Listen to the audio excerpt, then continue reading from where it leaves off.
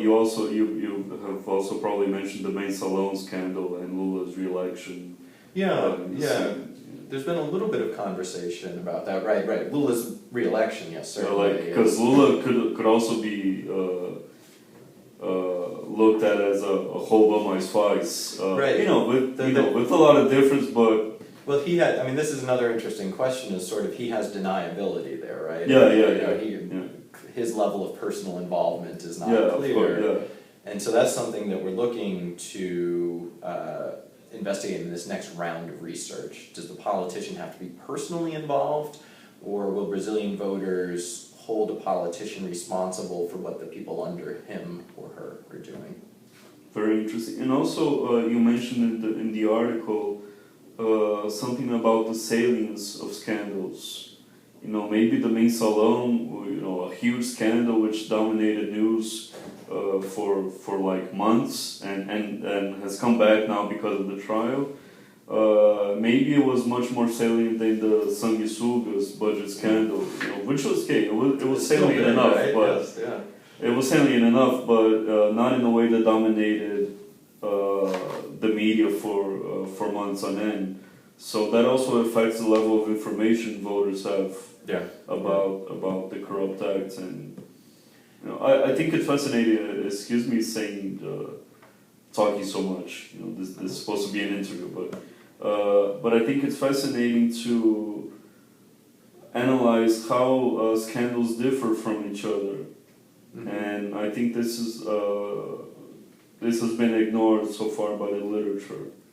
Yeah, there's a little bit of work in the American literature about this, comparing, for instance, personal scandals to financial scandals, to corruption scandals, and so do people get punished differently.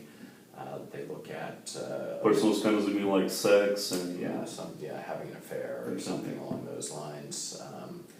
So they compare those with U.S. Congress persons and find differences. With more punishment for corruption. Yeah.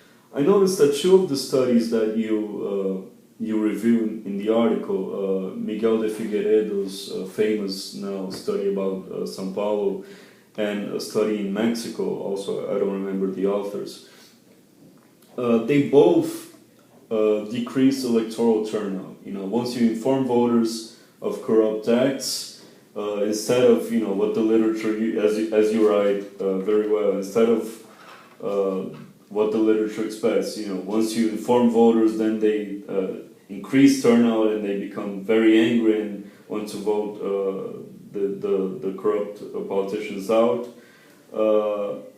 Instead, in these two cases, it depresses them and makes them stay at home, even when in São Paulo. Even in a compulsory voting country. Yes. Well, it's a compulsory voting system, but the sanctions are very small. But anyway, that's very striking. But the main thing I want to ask is, in São Paulo, 900 people opted not to vote because of Miguel de Figueiredo's experiment. In Mexico, I didn't do the math because I don't care about Mexico. I care about São Paulo. So how do you see that? And let me note also that these are 900 people involved in the experiment. So maybe they also told their father and sister not to. So maybe we're minimizing. How do you feel about that? I certainly think that there are issues there. I mean, I think there are ethical concerns. Both pieces of research. The paper on Mexico is Albert Chong, Ana de la O, Dean Carlin, and Leonard Wanchicon. These pieces of research were approved by institutional review boards at the researchers' home institutions. I think that the way that the ethical concerns need to be assessed is whether or not we're learning things that make the risks acceptable. So if there's a risk of depressing turnout, if there's a risk that you're going to provide information to voters, and through the act of doing that, that's going to suppress turnout, are you willing to accept that in exchange for what you learn about voting behavior and for the possible long-run consequences of reducing corruption? I think those are hard questions to assess. Luckily, I can elide this a little bit because our my own work has all been in hypothetical so far rather than the field experiment. I think another thing that's true about both these cases is that they're providing information that is publicly available. Yeah. That they're not lying to anybody. They're not revealing something that's been secret so far. Okay, and on that, I just reminded of you just reminded me of something. What about studies that write fake emails to congressmen? There was one in the U.S. and that I know of. But there are probably more than that. I read about that in Chris Blackman's blog. You probably know the blog or something. Yeah, I certainly know. Yeah, Chris or Blackman's the blog, studies. yes, yeah. So well, I know the Brazil study. I think more than yeah, the also US yeah, study. yeah. I think that's Gabriel Cepaluni, right? Right, yeah. Who is somewhat of a friend, so we can cut that part out of the video. No, I'm just kidding. And all the other parts. So how, yeah. So how do you feel about that? Because then we could arguably say that congressmen are losing time. They're losing time. Yeah, there's a valid. These are really hard questions. I don't know exactly how to assess this because I think if you do reveal that the deputies in Brazil or congresspeople in the United States are less responsive to certain constituents, that's very really interesting. Yeah, worth knowing. Yeah. That certain constituents are being underserved, and so in that sense, that seems like the broader societal ethical consequences of that fact outweigh whatever lost time there is from not even the congresspeople but their staff having to answer these emails. Well, anyway, it's not. We have a much easier time than medicine does. We don't have to decide who lives and who doesn't get the medicine that. Medicine. Yes. I thought you said Madison. I thought we were going back to the fathers of the United States. I'm talking about giving someone the medicine. And, right. Yeah. In medical studies, certainly these issues come up all the time. Yeah, and maybe there's a lot we can learn from that. But and I totally agree with you that the broader implications may outweigh whatever we lose now. And just before we go to the World Bank stuff, you mentioned that one of and also throughout our talk, maybe the most important thing about doing experiments to understand how corruption works is that we can make better policy recommendations about anti-corruption programs. Mm-hmm. And we have in Brazil many anti-corruption agencies and programs that you're probably familiar with. The Controladoria Geral da União, also programs carried out internally by the executive, by the bureaucracy, and so on. So based on what you know and what these studies have told you, what policy recommendations would you give? Let's say you had the year of Dilma Rousseff and Barack Obama. Not an easy thing to have. But let's say you can make specific policy recommendations to both of them. What would they be? I mean, I think Brazil is doing a lot of things that are on the right track with the municipal audits program that Claudio Fraz and Federico Finan have studied, and with this interesting monitoring that's going on in Sao Paulo with the Nota Paulista, where people are asked when they make a purchase to give their number and then they get a rebate on that, and what this does is allows the government to see if businesses are underreporting taxation. I guess that's fraud, not corruption. But those are really innovative programs. Miguel de Figueiredo is studying Nota Paulista in particular these days.